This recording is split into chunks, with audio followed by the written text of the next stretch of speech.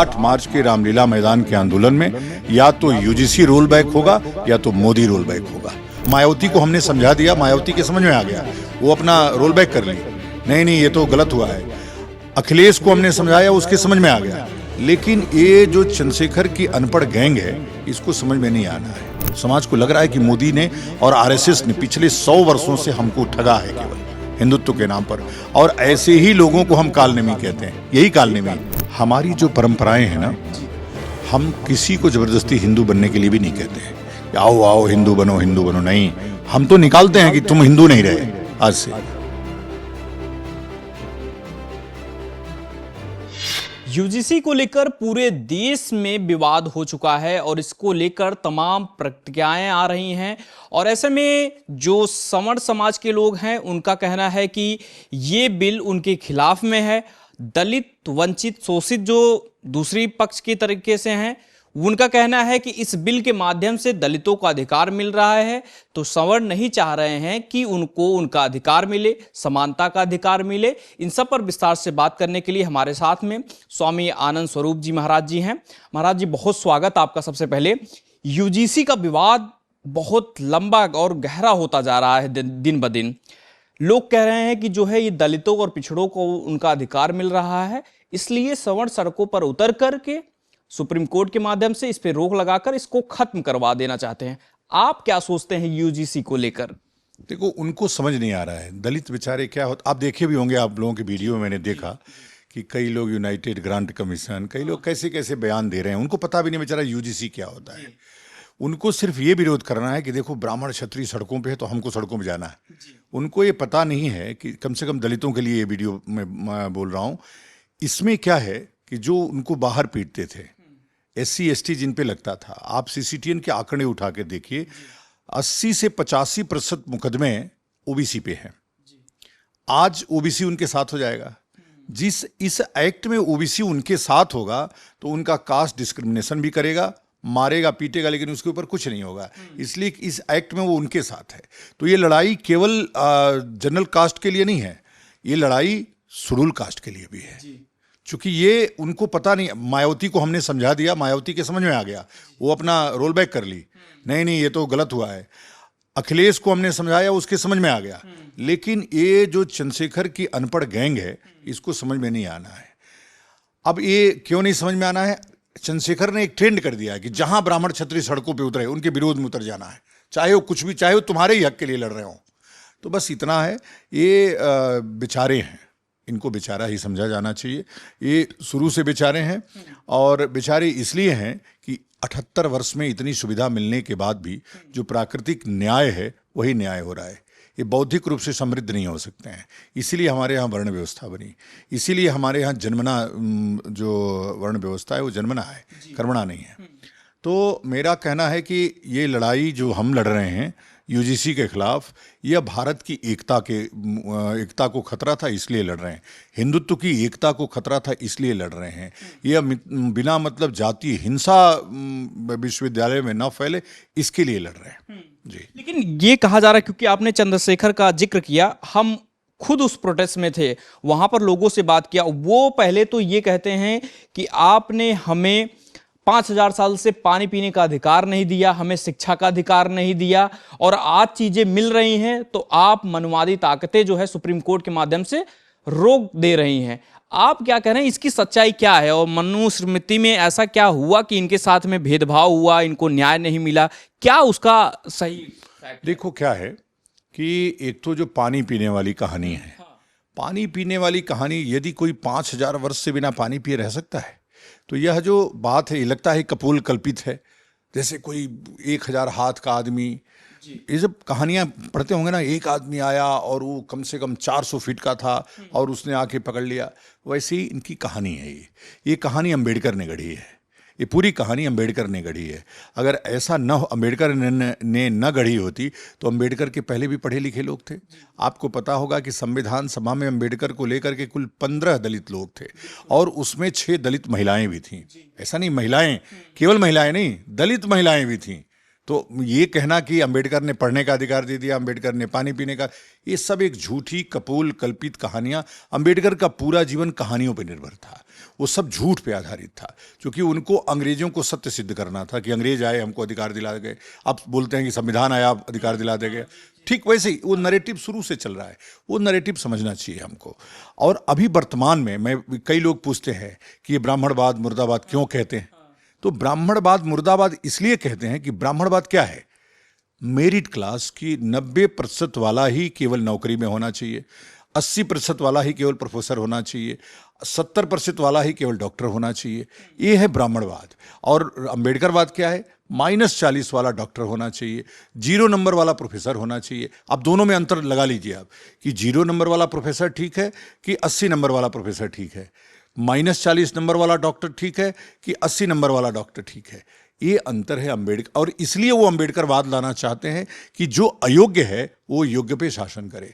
जब देश में योग्यता को दबा दिया जाता है, दफन कर दिया जाता है, तो वो देश रसातल में चला जाता है। 80 वर्षों से यह नेता देश को रसातल में ढकेल रहे हैं और हम बोलने, आश्चर्य है कि हम नहीं बोल पा रहे हैं, हमारी आवाज इतनी नहीं बुलंद हो पा रही, इसलिए कि हम भी उसी में सम्मिलित हो गए हैं।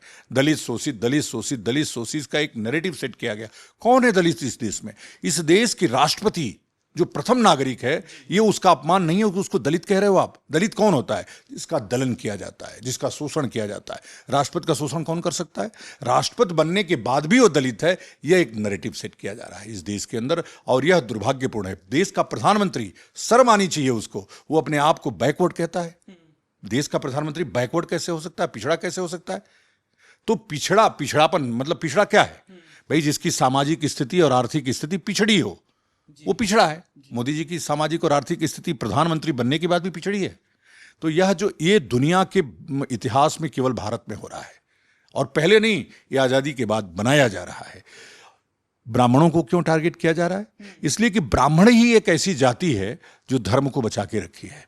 ये क्विंटलों यज्ञोपवीत कटवाने के बाद आज भी वो अपने धर्म पे अड़ी हुई है, उसको बचाने में लगी हुई है। छत्री इस धर्म को बचाने के लिए अपनी गर्दनें कटवा दिए। अगर छत्री ना होते तो ब्राह्मण का यज्ञोपवीत ना बचता, मंदिर नहीं बचते। तो इन दोनों को, ब्राह्मणवाद मुर्दाबाद, ठाकुरवाद मुर्दाबाद, इसलिए कि मेरिट क्लास हम लाना चाहते हैं भारत में। हम मेरिट की व्यवस्था स्थापित करना चाहते हैं, और ये मतलब नकारों को, अयोग्यों को स्थापित करना चाहते हैं। मोदी जी क्या कर रहे हैं? आज जो पूरी व्यवस्था है मोदी जी के ऊपर सेंट्रलाइज है, इसलिए कि सारे अयोग्य लोगों को उन्होंने अपने कैबिनेट में सम्मिलित किया हुआ है। किसी की हैसियत नहीं हुई। इतने सवर्ण नेता हैं, MP हैं, मंत्री हैं, क्या किसी ने एक शब्द बोला यूजीसी खराब है, यूजीसी नहीं लाना चाहिए था?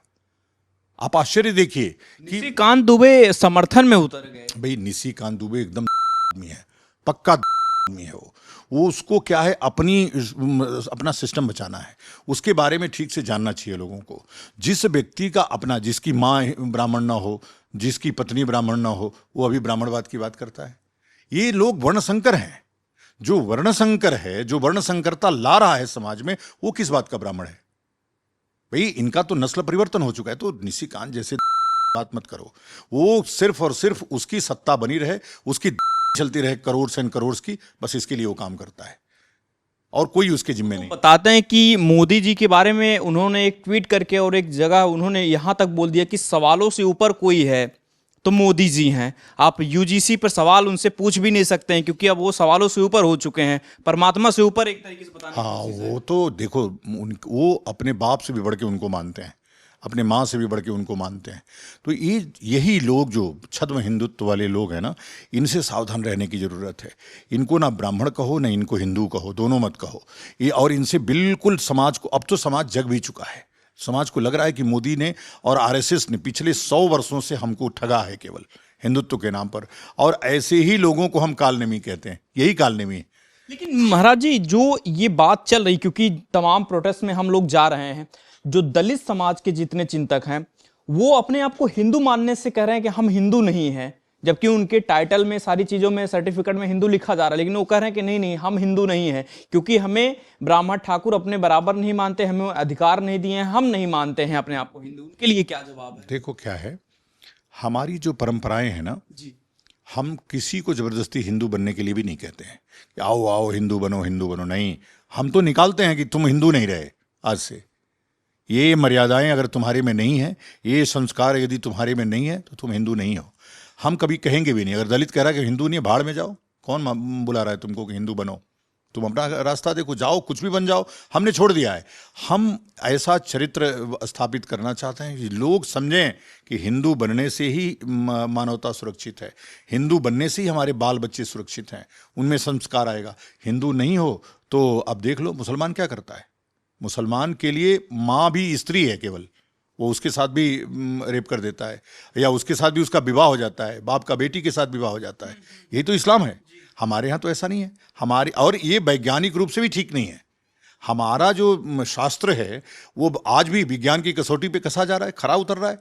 भाई दुनिया ने आज नवग्रह की खोज हुई है, हम नवग्रह के मंत्र कब से पढ़ रहे हैं? सदियों से पढ़ रहे हैं। तो हमारा तो जो परंपरा, हमारी जो सनातन परंपरा है वो लाखों करोड़ों वर्षों से है। अब जिसको देखो, ये तो शासन तंत्र की दिशाहीनता है कि वो हिंदू लिख करके भी वो बोलने की हिम्मत जुटा रहा है कि मैं हिंदू नहीं हूं।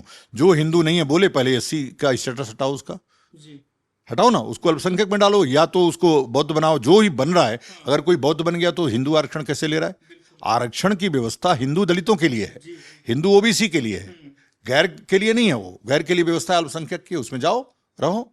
लेकिन क्या है, ये शासन तंत्र की दिशाहीनता, वोट और नोट की चोरी, वोट और नोट का जो की गुलामी है, उसके कारण ऐसा हो रहा है।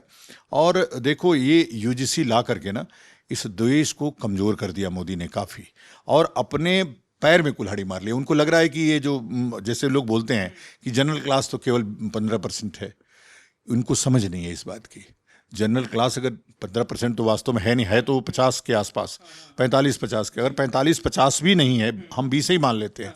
लेकिन जिस दिन जनरल क्लास सोच लेगा कि हम वोट पोल नहीं होने देंगे, आज भी किसी की हैसियत, किसी आर्मी की हैसियत नहीं है कि गाँव में वोट पोल करा दे, किसी की भी हैसियत नहीं है। और मैं चैलेंज दे रहा हूँ, अगला चुनाव करा लें, किसी आर्मी को लगा दें, हम बता देंगे कि वोट पोल कैसे होता है। लेकिन हम चूंकि शुचिता, समानता और बंधुत्व ये हमारे संस्कार में है, इस नाते हम सबको लेके चल रहे हैं। लेकिन दलित चिंतक के नाते रावण भी अलग अलग स्टेटमेंट जारी करते रहते हैं। कहते हैं कि इस देश में ब्राह्मण और ठाकुरवाद अगर जिंदा रहेगा तो मनुस्मृति वाला सारी नियम, कायदे, कानून लग जाएंगे और दलितों को उनका अधिकार नहीं मिलेगा, उनको छीना जाएगा।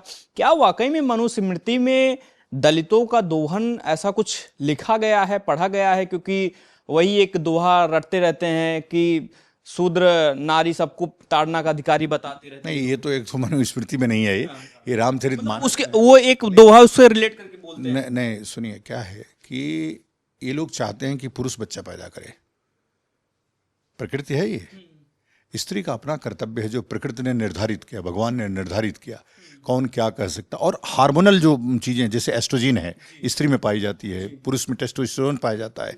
तो एस्ट्रोजीन का काम क्या है कि शर्मिलापन होना, मूछें नहीं आना। अब जबरदस्ती कहोगे नहीं स्त्री में मूछ उगाए, तो जबरदस्ती का काम अभी यही संविधान के दायरे में आकर के ये चीज़ों को जबरदस्ती लागू कराना चाहते हैं। और हम चाहते हैं कि यह जो प्राकृतिक न्याय है वो बना रहे। चंद्रशेखर कभी दलित चिंतक नहीं है, वो एक नंबर का भाजपा का। भाजपा ने उसको इसलिए बैठाया हुआ कि कांग्रेस का जो वोट बैंक है दलितों का, वो कांग्रेस की तरफ न जाए, वो चंद्रशेखर उसको काटता रहे। तो ये दलितों को सावधान होने की जरूरत है। तुम्हारी सत्ता चंद्रशेखर के नेतृत्व में जीवन में नहीं आने वाली है, कभी नहीं आएगी। तुम्हारी सत्ता मायावती के नेतृत्व में आ सकती है, लेकिन मायावती सदा कभी ब्राह्मणों का अपमान नहीं करती हो। वो तो ब्राह्मणों के पक्ष में खड़ी रहती है, वो धर्म के पक्ष में खड़ी रहती है। उसने कहा हमसे कि भाई हमने तो नारा दिया, ब्राह्मण शंख बजाएगा, हाथी चलता जाएगा, ब्रह्मा विष्णु गणेश, क्या है, हाथी नहीं गणेश है, ब्रह्मा विष्णु महेश है। तो उसने कहा इस बात को। तो ये चीज़ें जो अभी दलित चिंतक देखो, जो बुद्धि से पैदल है वही दलित है। दलन इस लोकतांत्रिक व्यवस्था में उसी का हो रहा है जो बुद्धि से पैदल है और झूठे ही केवल शोर मचा करके बौद्धिक बनना चाहता है। जिसके पास बुद्धि होती है ना, वो ज़्यादा बकता नहीं है। एक लास्ट सवाल आपसे रहेगा, मनुस्मृति का असली सच क्या है? क्या उसमें महिलाओं का, दलितों का, ये सब उनके शोषण की बात हुई है? क्या उनको अधिकार नहीं है? पहले महिलाओं के लिए यत्र नारस्य पूज्यन्ते रमन्ते तत्र देवता, आज भी हमारे यहाँ कन्या पूजन होता है। स्त्रियों से लोग पैर नहीं छुआते हैं, इतना सम्मान है। शोषण किसका हो रहा है? स्त्रियां पीटी कहाँ जा रही हैं? इन्हीं दलितों के घर में। आप जाके पता करिए। इसलिए कि हिंदुत्व से अलग हुए, इनके दिमाग में स्त्रियों की, अब पूरा मैं एक आंकड़ा बता रहा हूँ, दलितों की, चंद्रशेखर की, अंबेडकर की बिरादरी की औरतें ही पीटी जा रही हैं, मारी जा रही हैं, शराब पी के मार रहे हैं उसको लोग। हमारे यहाँ ब्राह्मणों के यहाँ, क्षत्रियों के यहाँ, वैश्यों के यहाँ, बनियों के यहाँ स्त्रियों की पूजा होती है, और स्त्रियां ही, स्त्री हमारे यहाँ मातृसत्तात्मक परिवार है, माँ कह देगी वही होगा घर में। आज भी इनके यहाँ स्त्रियां खाना भी बनाती हैं, बर्तन भी धोती हैं, पशु भी खिलाती हैं, और उसके बाद आकर के शाम को इनका बाप 4 लात मारता भी है। इन्हीं क्या होता है। तो ये अपनी घर की स्त्रियों को मनुस्मृति में खोजते हैं। हमारे यहाँ स्त्रियों की सदा पूजा होती रही और सदा पूजा होती रहेगी। हमने स्त्रियों का सम्मान सर्वोच्च रखा है। हमने सीताराम कहा है, राधा कृष्ण कहा है, इतना सम्मान दिया है कि स्त्री के पीछे पहले, पुरुष के पहले स्त्री का नाम आता है। तो ये सब बातें एक ढकोसला है, और ये जो कहने की बात है ना, ये अंबेडकर ने शुरू किया। अब देखो पता नहीं कब तक चलता रहेगा, भगवान जाने, लेकिन ये अंबेडकर ने जो विष बोया ना, विष का पेड़, वो अब बीज बोया, वो अब वटवृक्ष बन गया है, और उसके ही आगोश में हम सब मारे जा रहे हैं। अब विष बोने की बात कर रहे हैं, वहां कह रहे हैं कि अधिकार दे दिया बाबा साहब ने, हमें पढ़ने का अधिकार दिया, हमें सब कुछ हम बाबा ने ही दिया है। नहीं तो पूछा ना कि भाई, हम कह रहे हैं संविधान सभा में 12 दलित औरतें थी, कौन हो, बिना पढ़ी लिखी थी। 1883 का आंकड़ा है तुम्हारे पास, 1883 का शैक्षणिक आंकड़ा अंग्रेजों से निकलवाओ। 70% शूद्र बच्चे पढ़ रहे हैं उसमें, दलितों के बच्चे पढ़ रहे हैं, और ये सब बाबा ने दिलवाया। तो बाबा को कौन दिलवाया? अगर बाबा ने दिलवाया, इनका आबा बाबा, तो ये बाबा को किसने दिलवाया? अंबेडकर के बाप को किसने दिलवाया? उसके बाबा को किसने दिलवाया? वो सब तो तीनों पढ़े लिखे थे। एक सूबेदार मेजर था, एक सूबेदार था, और ये इतना पढ़ा लिखा सबसे बताते हैं लोग, कितना 32 की 36 की 40 फर्जी डिग्रियां थी उसके पास। तो ये अंबेडकर को किसने अधिकार दिलवाया? तो ये सब एक कहानी है, और ये सब कहानी अंबेडकर ने गढ़ी है, फूले ने गढ़ी है। ये अंबेडकर और फूले दोनों धर्मद्रोही और देशद्रोही थे, और ये दोनों ने अंग्रेजों अपना रोजगार चलाया। वही काम चंद्रशेखर कर रहा है, भाजपा के कर रहा है, दलितों का नुकसान कर रहा है, दलितों को हमसे काटने की साजिश कर रहा है। यूजीसी को लेकर सरकार को कुछ कहना चाहेंगे आपका? मैं कह रहा हूं कि 8 मार्च हमारा रामलीला मैदान में आंदोलन है, और 8 मार्च के रामलीला मैदान के आंदोलन में या तो यूजीसी रोल बैक होगा, या तो मोदी रोल बैक होगा। दोनों में से एक रोल बैक करके जाएंगे दिल्ली से। ये मोदी समझ ले, ये हमारा अंतिम संदेश है उसके लिए। बहुत शुक्रिया। तो यूजीसी को लेकर लगातार बातचीत हो रही है, और विवाद पूरे देश में इस समय जो है बना हुआ है, उस पर हमारी बातचीत आप सुन रहे थे। क्या कुछ आपका कहना है, हमें जरूर बताइए। धन्यवाद।